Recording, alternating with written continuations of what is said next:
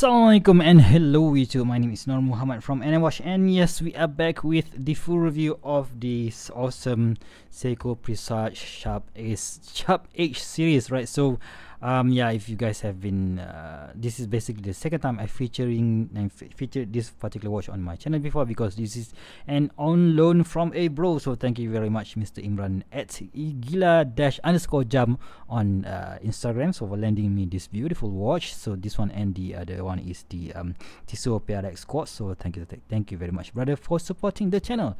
Right, so quick dimension check. So this one is featuring a 39mm in diameter from here to here, and the lug to lug, right? So lug to lug from here to here is 47mm.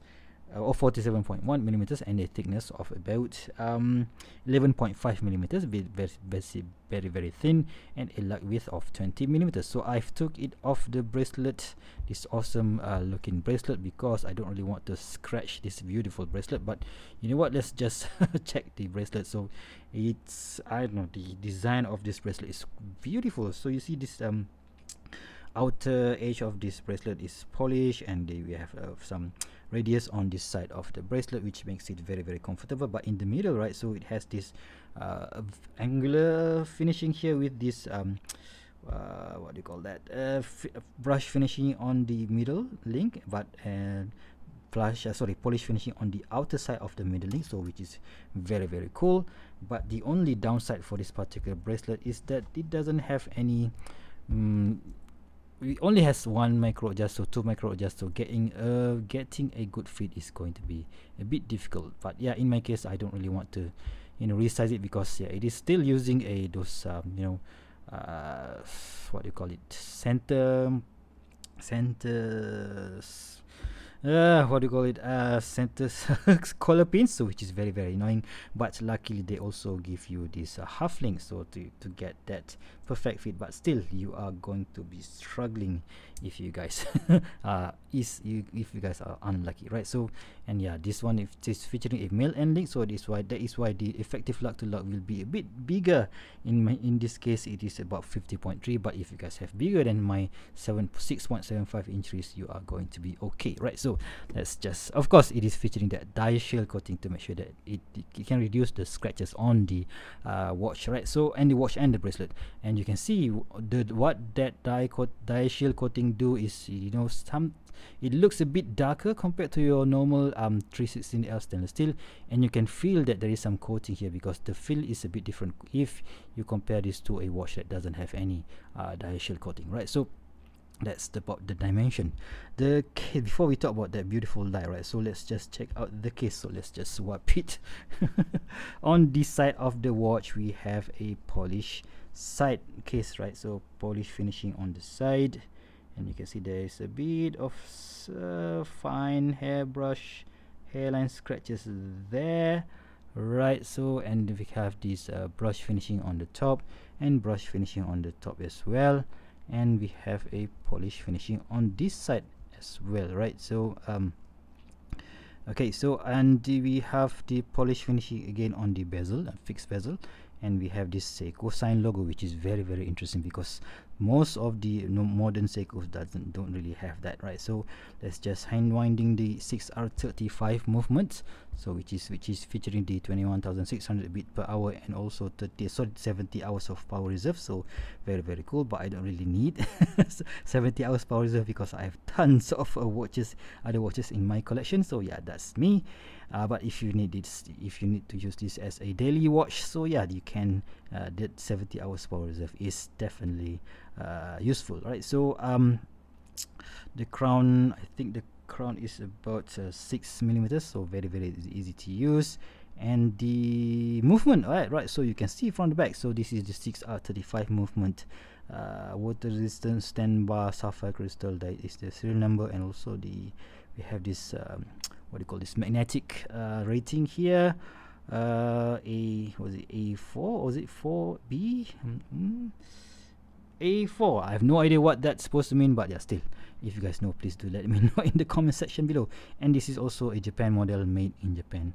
And the movement, although it is not not decorated, but it's still a nice thing to look at, right? So let's talk a bit more about the dial. So on the website of Seiko, they mentioned that this is using this Asanoha. So Asanoha is a hemp leaf pattern. So yeah, I have no idea what is hemp leaf, but maybe it is similar to the, what do you call it, those Canadian Canadian leaf pattern, maple leaf. No, I don't think so. Yep. But anyway, say they call it hemp leaf pattern, which is, for me, it is beautiful, because that is the first thing that struck me when I see this beautiful dial. And if I am to get this one, so I'm gonna be going for the red one. Yeah, that it looks absolutely cool as well, right? So we have this applied indices on all the hour indices, and we have that beautifully finished hands. So can we call this sword hand as well? So maybe dolphin style hand. So we have a multiple finishing on the hands, right? So we have a chamfered, polished chamfer, and polished chamfer on both sides of the hands. And yeah, I think, yeah, only two side, right? So yep, polished chamfer again on this side as well. So on the middle of the hands, we have loom applied on the hour and also mini hand, but there's no loom on the second hand. So yeah, that's that. And the Seiko logo, although it is applied on a platform which is, for me, it is a bit too big in my opinion. They should have made it, they could have made it smaller, just so that you don't really see that, you know, it looks a bit weird.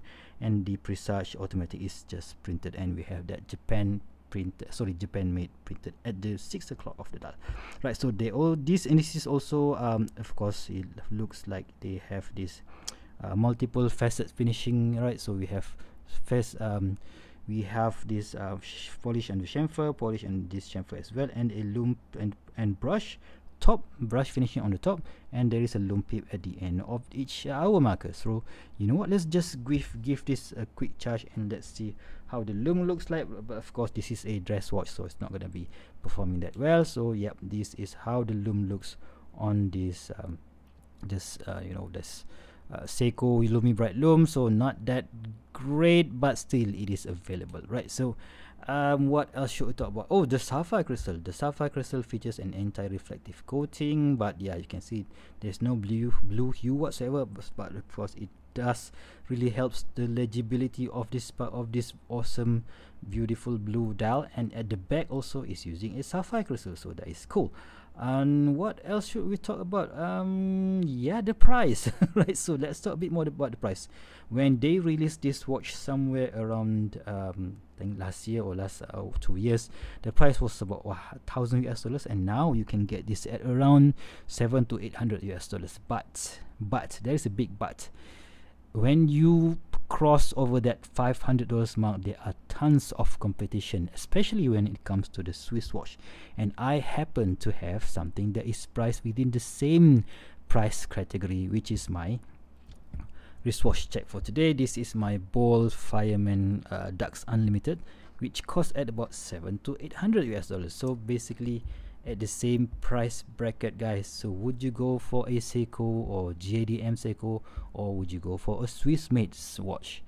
That is a tough questions to ask, huh? So if you guys are, you know, a die-hard fan of Seiko, yeah, maybe you should go for you would go for the Seiko. But if you guys are going for the quality, going for the Swiss made watch, so yeah, this ball is hard to beat. So even if you don't want this ball, so you can always have your Hamiltons, your Tissot, or your what else we have here, Satina, or even the Midos, right? So all those, you know, entry-level Swiss-made watches. So that makes it a bit difficult for me to recommend this one, especially because it is still using the 21,600 beats per hour movements, while this one has that beautifully done smooth sailing second hands at 28,800 beats per hour. So yeah, for me, that, you know, that smooth sailing second hand is also a feature that I seek in my, you know, my entry-level Swiss made watches. So yeah, if you guys somehow I think Seiko is, you know, is not listening to their customers, so they should have, you know, they should have put a high beat movement in their $500 and above watches, right? So that's just me, guys. So that's just me. What do you guys think? Anyway, so let's just put it on the wrist and see how it looks like. And I've paired it with this distressed Italian leather strap from Vario. So I think when I saw this particular watch, I immediately know what strap that I should put on this Sharp Edge. I think I even contacted Ivan from Vario Singapore and asked him specifically for this colorway, because I know that one day I would be borrowing this exact watch from Mr. Imran, and here we are, guys. Awesome look. And I think this distressed leather strap works perfect on this particular Seiko. So what do you guys think, right? So anyway, let me know what are your thoughts about this Seiko Sharp Edge series. So would you go for a Japanese Japanese watch or a Swiss watch? So please do comment on that particular point as well. But still an awesome watch if you don't really care about Swiss made or Japanese made watches, right? So if you guys like this video, please give me a big thumbs up, and if you want to see more future video reviews such as this one, please go ahead and subscribe to my channel. Until next time, I'll see you soon. Stay safe and bye bye.